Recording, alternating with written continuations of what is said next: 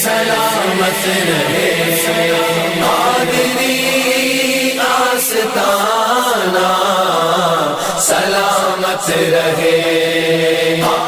بسم اللہ الرحمن الرحیم۔ امیر المؤمنین خلیفۃ المسلمین مراد مصطفیٰ صلی اللہ تعالیٰ علیہ وآلہ وسلم حضرت عمر بن خطاب رضی اللہ تعالیٰ عنہ، آپ کے بارے میں سرکار صلی اللہ تعالیٰ علیہ وآلہ وسلم نے ارشاد فرمایا کہ ایک دن جبریل امین سے میں نے پوچھا، جبریل میرے عمر کی شان تو بیان کر، میرے عمر کا مقام تو بیان کر۔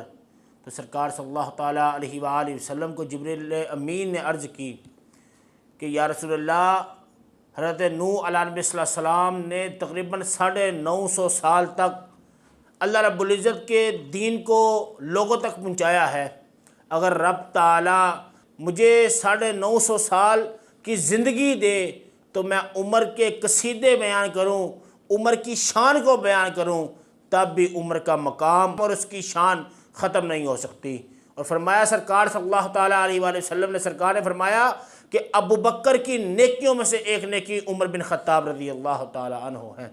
کیوں نہ ہو کہ سرکار صلی اللہ تعالیٰ علیہ وآلہ وسلم نے ارشاد فرمایا کہ لو کان بعدی نبی لکان عمر بن خطاب، اگر میرے بعد کوئی نبی ہوتا تو عمر بن خطاب رضی اللہ تعالیٰ عنہ ہوتے۔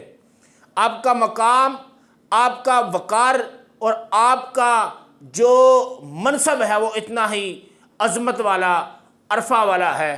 آپ کی شہادت یکم محرم الحرام کو ہوئی۔ اللہ رب العزت یہ صحابی رسول خلیفہ ثانی رضی اللہ تعالیٰ عنہ کا جو فیضان ہے ہم تمام مسلمانوں کو عطا فرمائے۔ آمین بجاہ النبی الامین صلی اللہ تعالیٰ علیہ وآلہ وسلم۔